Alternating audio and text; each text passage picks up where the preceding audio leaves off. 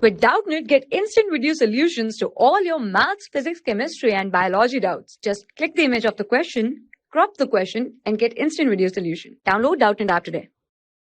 Hello everyone, let's start the question. Question says that mass per unit area of a disk of inner radius A and outer radius B is given by sigma naught by r. R is the distance from center, its radius of gyration with respect to axis of rotation passing through center and perpendicular to the plane is. So in this question we have to find out the radius of gyration. So let's take a disk.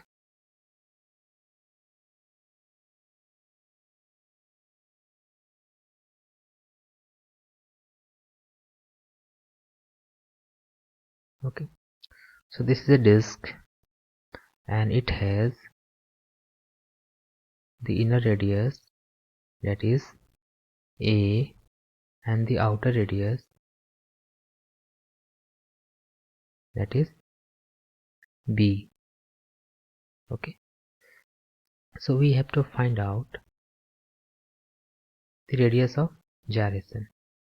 So let's take a small section of this disk. Okay, and let's say this is dr and it is at a distance of r. Okay, so in the question the mass per unit area is given as sigma naught by r. Okay, so we know the relation that the moment of inertia is equal to mass into r square. Okay, so we will use this equation for this particular section and then we will integrate from A to B. Okay, then we will get the moment of inertia of whole disk. So we are taking the moment of inertia along the axis, so we can write for this particular section dr I equal to integration of dm.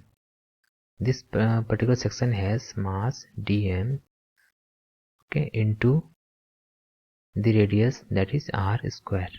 Okay, and we are integrating it from A to B, so we can write A to B. dm is, if the mass is dm, so in the mass per unit area for this particular section, that is sigma naught into r into 2 pi r dr. Okay, so this is the dm for this particular section into r square. Now if we integrate this, we can write sigma naught and 2 pi are constant, so it will be it will come out, and we can integrate the rest part, and it will be A to B r q dr.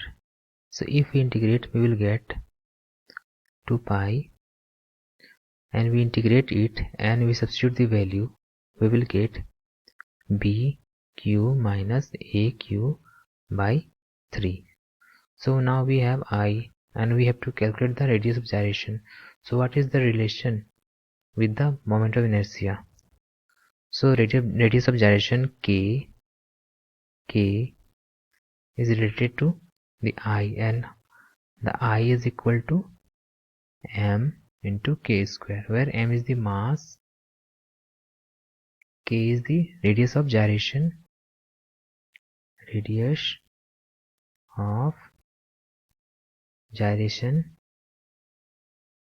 Okay, so we have moment of inertia and we need to find out the mass. So for mass, again we can integrate the dm from A to B.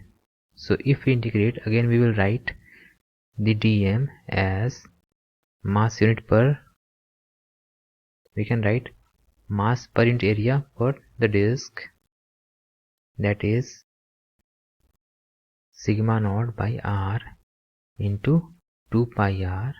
Okay, for this particular section, so we are going to integrate for mass. We are taking this small section dm and we will integrate from a to b to get the mass of the disk. Okay, now we can write, as we see that 2 pi and sigma naught is constant, so it will come out, so rest will be a to b r dr, and if we integrate we will get b minus a. Now we have the mass. Okay, so this is nothing but mass of the disk. So radius of gyration, we can write radius of gyration k, that is I equal to m k square. So if we take out k this side, then we can write I by m. Now this is I by m. So for k we can write root under I by m. So if we put the value, so we calculated I sigma into 2 pi into bq minus aq by 3. So we can write here sigma naught into 2 pi bq minus aq by 3, and in the bottom that is mass, and mass we calculated sigma naught into 2 pi b minus a. Here we see that 2 pi and 2 pi both are cancelled out, and sigma naught both are cancelled out. So our final answer is root under bq minus aq divided by 3 into b minus a. So if we check the options,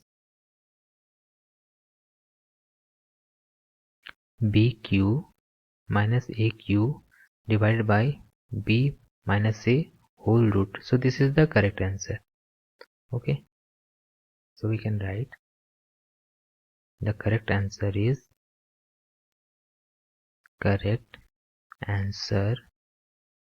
is root under bq minus aq divided by 3 b minus a. Thank you. For class 6 to 12, IIT JEE and NEET level. Trusted by more than 5 crore students. Download Doubtnut app today.